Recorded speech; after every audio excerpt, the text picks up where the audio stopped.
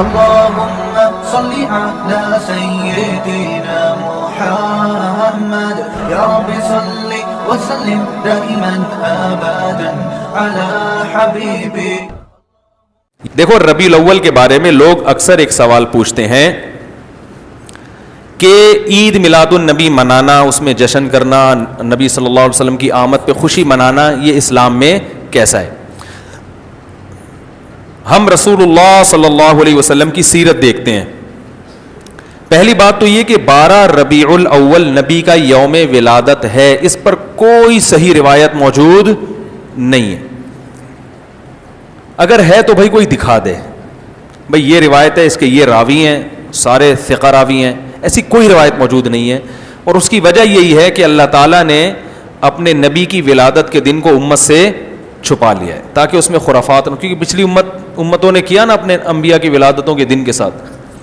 لیکن اگر فرض کر لیں، لوگ بحث کرتے نہیں جی فلاں نے لکھا ہے تو فلاں نے لکھا ہے، چلو مان لیا کہ 12 ربیع الاول نبی کا یوم ولادت ہے، تو ہمیں رسول اللہ صلی اللہ علیہ وسلم کی سیرت میں یوم ولادت پہ کیا کرنا ملتا ہے؟ احادیث صحیحہ سے صحیح حدیث ہے کہ نبی صلی اللہ علیہ وسلم پیر کے دن کا روزہ رکھتے تھے. صحابہ نے پوچھا کیوں؟ آپ نے فرمایا یہ میرا یوم ولادت، پیر کو آپ پیدا ہوئے.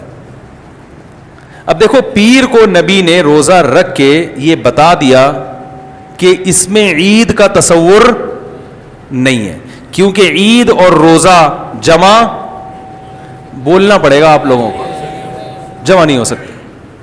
اب اس کو سیلیبریٹ نہیں کیا جا سکتا. جس دن روزہ ہو جائے گا نا، اب وہ سیلیبریٹ کرنا اس کو ممکن ہے ہی نہیں، اس میں جشن کا تصور ہی ختم ہو گیا. جو ہماری عیدیں ہیں ان میں روزہ رکھنا جائز ہے؟ عید الفطر کو کوئی روزہ رکھے؟ بولو بھائی. اگر جس دن روزہ رکھا وہ عید نہیں ہو سکتی، جو عید ہے وہ روزے کا دن. کیا خیال ہے؟ عید اور روزہ ایک دوسرے کے کیا ہیں؟ اپوزٹ. کیونکہ عید ایک خوشی کا دن ہے اور اس کو سیلیبریٹ کرنا ہے. تو سیلیبریٹ جو کیا جاتا ہے کھا پی کے کیا جاتا ہے یا بھوکا رہ کے کیا جاتا ہے؟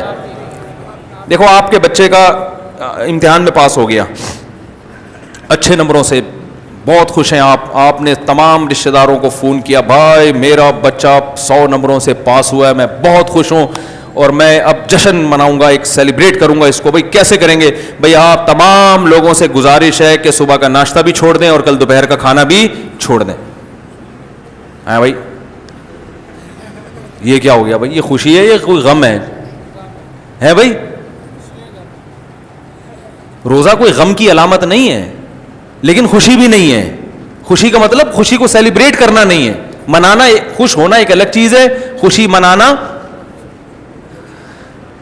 بھائی خوش ہونے پر تو ہم بھی کوئی پابندی نہیں لگا رہے کہ آپ 12 ربیع الاول کو خوش ہو جائیں. مسئلہ ہے خوشی منانا. منانے کا صرف عید کو خوش ہونے پر کبھی بھی نہیں منائی جائے گی، صرف عید کے دن یا کوئی خوش یعنی یہ کوئی کھانا کھلا کے. تو آپ کے بچہ 100 نمبروں سے پاس ہوا، آپ نے کہا کہ ہم خوشی منائیں گے. بھائی کیسے منائیں گے؟ آپ بھی کھانا چھوڑ دیں اور ہم بھی کھانا لے. بھائی وہ کہیں گے بھائی پہلے ہم اس طرح تو ہوگا کہ آج ہم زیادہ کھائیں گے، اس طرح تو منائی جاتی ہے. تو یہ بات سمجھ میں آ گئی. دوسری بات، دوسری دلیل، جمعے کا دن بھی چھوٹی عید ہے نا، اس کو بھی عید کہا گیا ہے روایتوں میں.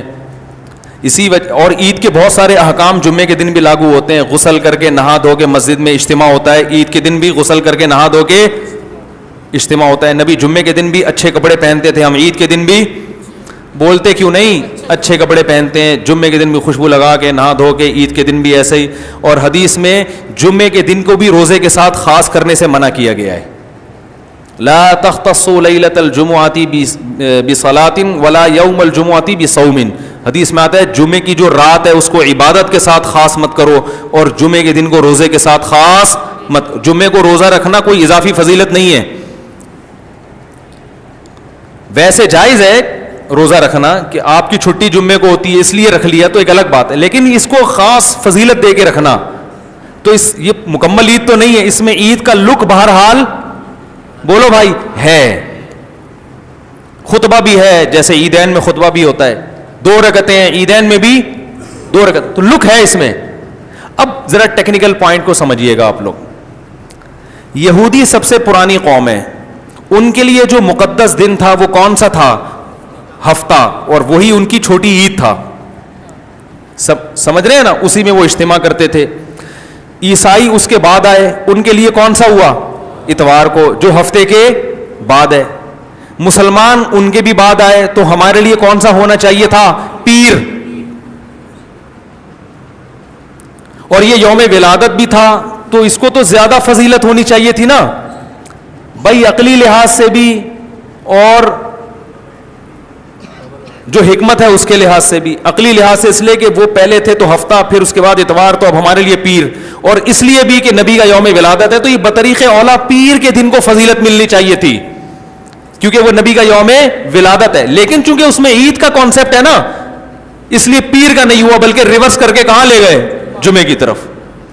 تو پیر کے دن یا نبی کے یوم ولادت سے عید کا کانسیپٹ اسلام نے کھرچ کھرچ کے نکال دیا ہے کہ اس میں عید کا کانسیپٹ ہو ہی نہیں سکتا, اپوزٹ ہے اس کا, روزہ ہے. بات آ رہی ہے سمجھ میں؟ تو اس لیے 12 ربیع الاول اگر نبی کا یوم ولادت ہے بھی, تو بہت کچھ بھی اگر کرنا ہے تو روزہ رکھنا, ہم تو اس کے بھی قائل نہیں ہیں روزے رکھنے کے, کیونکہ نبی نے پیر کا رکھا ہے, 12 ربیع الاول کا نہیں رکھا. لیکن اگر آپ کو کھینچ تان کے کچھ نہ کچھ ثابت کرنا ہی ہے, تو آپ اس دن کو روزے کا تو قرار دے سکتے ہیں. آپ اس دن کو سیلیبریٹ کرنا یا عید قرار دینا آپ کے لیے ممکن, قرآن و سنت نبی کی تعلیمات کے مطابق عید کا دن قرار دینا ممکن نہیں ہے, آپ ممکن نہیں ہے. دوسری بات, ابھی بات مکمل نہیں ہوئی ہے, ایک پوائنٹ اور رہ گیا. اسلام میں عیدیں صبح کے وقت ہوتی ہیں, رات کو عیدیں غیر مسلموں کی ہوتی ہیں. کرسمس زیادہ جوش و خروش سے کم منایا جاتا ہے رات کو, کیونکہ اس میں ڈھول ڈھمکے ہوتے ہیں, لائٹنگ ہوتی ہے. لائٹنگ رات کو جچتی ہے, دن میں لائٹنگ بولو بھائی نہیں. جبکہ اسلام کے جو تہوار ہیں وہ کب ہوتے ہیں؟ صبح کے وقت. صبح آپ اشراق کے وقت آؤ گے, نماز پڑھو گے, سوئیاں کھاؤ گے, گلے ملو گے, پتلی گلی سے نکل لو. عید الاضحیٰ میں بھی صبح آؤ گے, نماز پڑھو گے, قربانی کرو گے, گوشت کھاؤ گے, ٹھیک ہے نا. یہ سب کام تبھی فقہاء نے لکھا ہے کہ مغرب کی نماز کے بعد جانور کو قربان کرنا مکروہ ہے, جائز ہے مگر مکروہ, کیونکہ شاعر اسلام میں سے دن میں ہوگا. یہ رات کو شریعت نے اس لیے نہیں رکھا کہ رات کا وقت نا گناہوں کی طرف لے جاتا ہے. جب خوشی منائی جاتی ہے تو رات کو انسان ٹریک سے ہٹنے کا خطرہ زیادہ ہوتا ہے. جبکہ 12 ربیع الاول کو جو عید منائی جاتی ہے وہ دن میں زیادہ منائی جاتی ہے یا رات کو؟ ساری لائٹنگ رات کو ہوتی ہے, سارے جو نعت اور میوزک کے ساتھ وہ سب کب ہو رہا ہے؟ رات کو. یہ خود اسلام کے مزاج کے خلاف ہے. تو پتہ چلتا ہے بھائی, بہت معذرت کے ساتھ, کسی پہ طنز مقصد نہیں ہے. دیکھو اللہ اس کے رسول صلی اللہ علیہ وسلم کو فالو کرنا یہ عشق نبی ہے اصل. یاد رکھو, محبت میں جذبات پہ کنٹرول کرنا یہ زیادہ مشکل کام ہے, اور جذبات سے ہٹ کے, جذبات سے مغلوب ہو جانا یہ آسان بہت ہے, لیکن یہ حقیقی محبت کی علامت نہیں ہے. جب محبت ہو نا کسی کو, تو اپنے جذبات کو حدود کے اندر رکھے انسان محبت کا اظہار کرے. اپنے جذبات کو غالب کر لینا, نبی کا عشق ہر مسلمان کو ہے, ہر ایک کا دل چاہتا ہے یہ کرے یوں کرے نبی کی یاد میں, لیکن آپ اپنے اس جذبات پہ کنٹرول کریں. بولے بھائی رسول اللہ صلی اللہ علیہ وسلم کی جو اطاعت ہے وہ پہلے ہے, اپنے جذبات بعد میں.